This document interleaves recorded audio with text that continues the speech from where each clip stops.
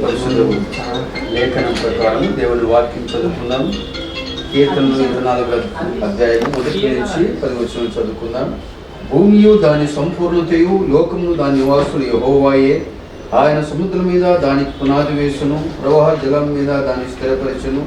యెహోవా పర్వతములకు ఎక్కదగిన వాడేవాడు, ఆయన పరిశుద్ధ స్థలంలో నిలవదగిన వాడేవాడు.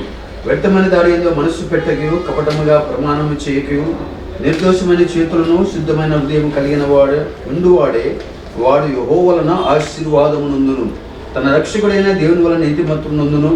ఆయనను ఆశ్రయించేవారు యాకోబు దేవా, నీ సన్నిధి వెదుకువారట్టి వారే. గుమ్మములారా మీ తలలు పైకెత్తునుడి, మహిమగల రాజు ప్రవేశించినట్లు పురాతన తలుపులారా మిమ్మల్ని లేవనెత్తుకునుడి. మహిమగల ఈ రాజు ఎవరు? బలుశూరమైన యెహోవా, యుద్ధశూరుడైన యెహోవా. గుమ్మములారా మీ తలలు పైకెత్తుకునుడి, పురాతన తలుపులారా మహిమగల రాజు ప్రవేశించినట్లు మిమ్మల్ని లేవనెత్తుకునుడి. మహిమగల ఈ రాజు ఎవరు? సైన్యపతి యెహోవాయే, ఆయన ఈ మహిమగల రాజు. దేవుడి పరిశుద్ధుడానికి వందనాలు.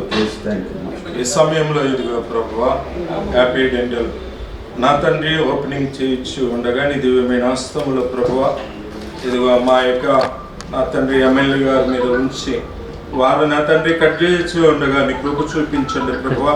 ఈ డెంటల్లో కావాల్సిన